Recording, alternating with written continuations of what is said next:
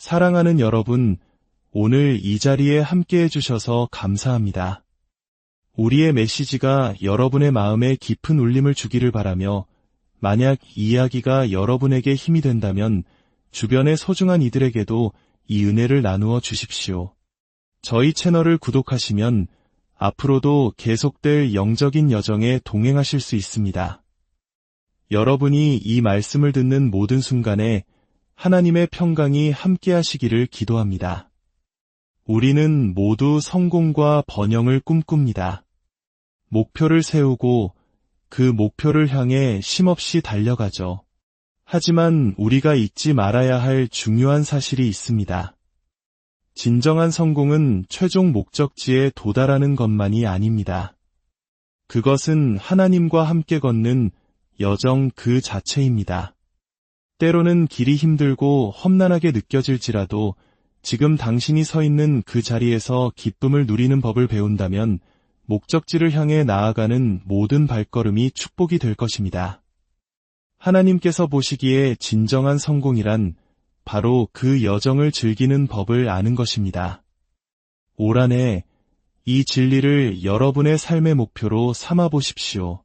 어느새 당신은 정확한 시간, 정확한 장소에 서 있는 자신을 발견하게 될 것입니다. 하나님께서는 참으로 자비로운 분이십니다. 십자가에 달린 강도처럼 인생의 마지막 순간에라도 진심으로 주님을 찾는다면 그분은 우리를 외면하지 않으시고 구원의 손길을 내밀어 주십니다. 하지만 우리는 그 구원을 당연하게 여겨서는 안 됩니다. 지금 이 순간 구원의 기회가 주어졌을 때 서둘러 그 손을 잡아야 합니다. 우리가 자녀에게 줄 수 있는 가장 위대한 선물은 무엇일까요? 좋은 옷, 맛있는 음식, 편안한 집도 중요하지만 그 무엇과도 비교할 수 없는 가장 귀한 선물은 바로 예수 그리스도이십니다. 우리의 자녀들에게 그리고 이 세상 모든 사람에게 가장 필요한 분은 바로 예수님이십니다. 성경은 말합니다. 주께서 강림하실 때까지 우리 살아남아 있는 자도 주님은 언제 오실지 모릅니다. 바로 올해일 수도 있습니다. 그날까지 우리는 믿음 안에서 평안히 주님께서 펼치실 놀라운 계획을 기대하며 살아가야 합니다. 하나님께서는 누구든지 사용하실 수 있습니다. 하지만 그분은 아무나를 그저 아무나인 상태로 두지 않으십니다. 주님의 손에 붙들린 사람은 주인의 쓰심에 합당하도록 준비되고 다듬어지고 온전하게 갖추어집니다. 주님의 음성을 듣고 그분과 함께 시간을 보내며 말씀 안에서 성장할 때 우리는 비로소 주님의 위대한 도구로 사용될 준비를 마치게 되는 것입니다. 하나님께서는 게으른 사람을 택하지 않으십니다. 예수님의 제자들을 보십시오. 그들은 고기를 잡거나 찢어진 그물을 깁고 있었습니다. 고기가 잡히지 않을 때에도 다음에 풍성한 수확을 준비하며 성실하게 자신의 일을 하고 있었습니다. 바로 그 순간 예수님께서 지나가시며 말씀하셨습니다. 나를 따라오너라. 세리였던 마태 역시 자신의 자리에서 세금을 걷는 일에 열중하고 있었습니다. 엘리사 선지자는 12겨릿소를 앞세우고 밭을 갈고 있었습니다. 그들 모두 자신의 삶의 현장에서 최선을 다하고 있을 때 주님의 부르심을 받았습니다. 이는 우리 한국인들이 소중하게 여기는 성실의 가치와도 깊이 맞닿아 있습니다. 하나님께서는 우리의 삶의 자리에서 묵묵히 최선을 다하는 그 모습을 귀하게 보시고 더 위대한 일로 우리를 초대하십니다. 구약성경 전도서 9장 11절은 우리에게 깊은 통찰을 줍니다. 내가 다시 해 아래에서 보니 빠른 경주자들이라고 선착한 것이 아니며 용사들이라고 전쟁에 승리하는 것이 아니며 지혜자들이라고 음식물을 얻는 것도 아니며 명철자들이라고 재물을 얻는 것도 아니며 지식인들이라고 은총을 입는 것이 아니니 이는 모든 사람에게 때와 기회가 찾아오기 때문이다. 여기서 말하는 때는 단순히 흘러가는 시간을 의미하지 않습니다. 히브리어로는 에트, 헬라어로는 카이로스라고 불리는 이 시간은 하나님의 특별한 개입이 있는 결정적인 순간, 호의적인 기회를 의미합니다. 하나님을 믿는 우리에게는 바로 이 카이로스의 해가 열릴 것입니다. 이는 한 해 전체가 무조건 좋다는 뜻이 아니라 하나님의 백성인 우리가 바로 그 축복의 시간 속으로 들어간다는 의미입니다. 이 축복은 세상 모든 사람을 위한 것이 아니라 하나님을 믿고 따르는 그분의 자녀들을 위한 특별한 선물입니다. 하지만 많은 사람들이 이 카이로스의 시간을 알지 못합니다. 하나님의 호의적인 때를 깨닫지 못하면 마치 잔인한 그물에 걸린 물고기처럼 덫에 걸린 새처럼 재앙의 시간에 빠지게 됩니다. 지금이 바로 구원의 카이로스입니다. 구원을 받는 데에는 더 좋은 시간이란 없습니다. 지금 당장 가능한 한 빨리 구원을 받아야 합니다. 예수님께서는 모든 무거운 짐 진 자들에게 내게로 오라, 내가 너희를 쉬게 하리라고 말씀하시며 쉼을 약속하셨지만 단 한 번 서두르라고 말씀하신 적이 있습니다. 바로 세리장 삭개오에게 속히 내려오라고 하셨을 때입니다. 구원을 받는 일은 미룰 수 없습니다. 단 한순간이라도 지체하지 마십시오. 만약 당신이 구원받지 않은 상태에서 심장이 멈춘다면 그리스도 없는 영원한 시간 속으로 들어가게 될 것입니다. 그 후에는 더 이상 기회가 없습니다. 우리 자신의 지혜나 능력, 자격으로는 결코 우리 자신을 비극으로부터 지켜낼 정확한 시간, 정확한 장소에 세울 수 없습니다. 그러나 하나님께서는 우리를 위해 시간과 기회를 만들어주시는 분입니다. 예수님께서 무화과나무를 저주하신 이야기를 기억하십니까?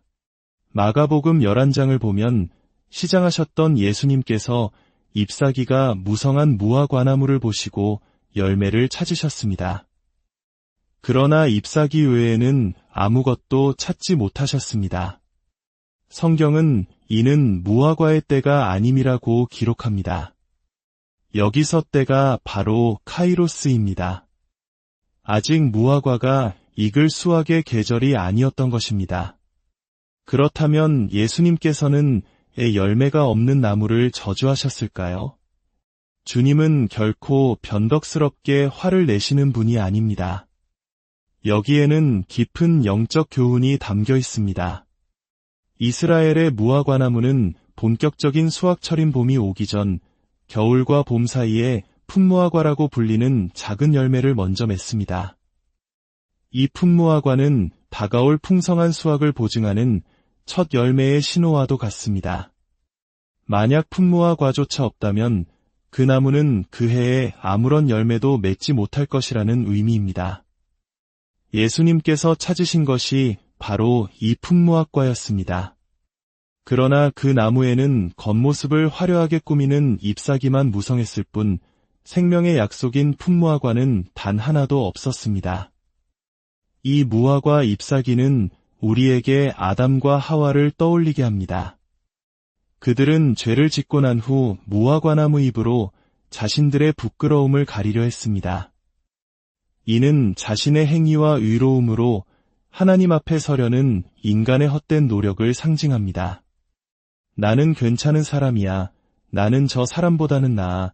내 힘으로 구원받을 수 있어 라고 말하는 교만한 마음, 이것이 바로 복음을 가로막는 가장 큰 장애물입니다. 예수님께서 저주하신 것은 나무 자체가 아니라 열매 없는 잎사귀만 무성한 위선적인 신앙, 자기의에 대한 믿음이었습니다. 이제 창세기 24장으로 가보겠습니다.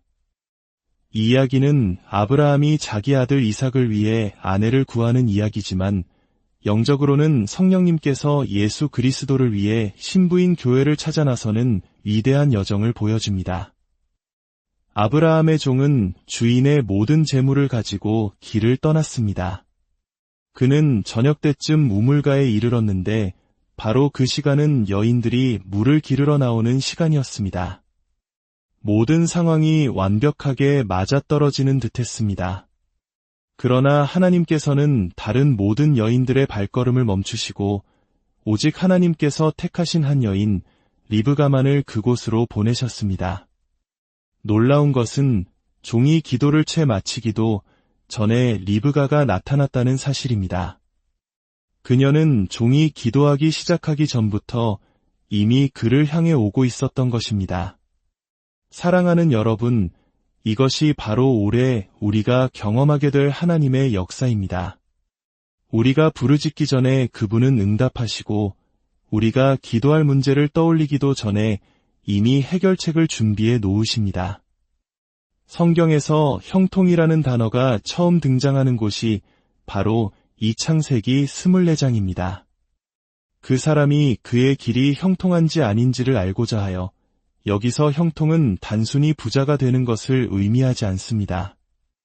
헬라어 성경에서는 이 단어를 유오도라고 번역했는데 이는 형통하고 신속한 여정을 의미합니다.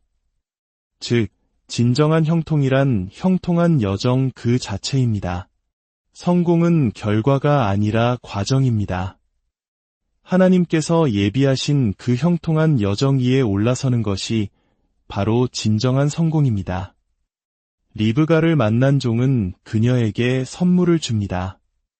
무게가 반세겔인 금 코걸이와 13겔인 금 팔찌 2개입니다. 이 선물에는 놀라운 영적 의미가 담겨 있습니다. 반세겔은 훗날 모세 시대의 이스라엘 백성들이 생명의 속전으로 하나님께 드렸던 돈의 무게입니다. 이는 구속, 즉 예수 그리스도의 피로 우리가 값을 치르고 사신 바 되었다는 것을 상징합니다. 그리고 이 코걸이는 코에 거는 장신구입니다. 성경에서 코는 분별력을 상징합니다. 이사야 11장은 메시아에 대해 그가 여호와를 경외함으로 즐거움을 삼을 것이며 그의 눈에 보이는 대로 심판하지 아니하며 그의 귀에 들리는 대로 판단하지 아니하리라고 예언합니다. 히브리 원문에서 이 구절은 그가 빠른 냄새를 맡을 것이라고 표현합니다.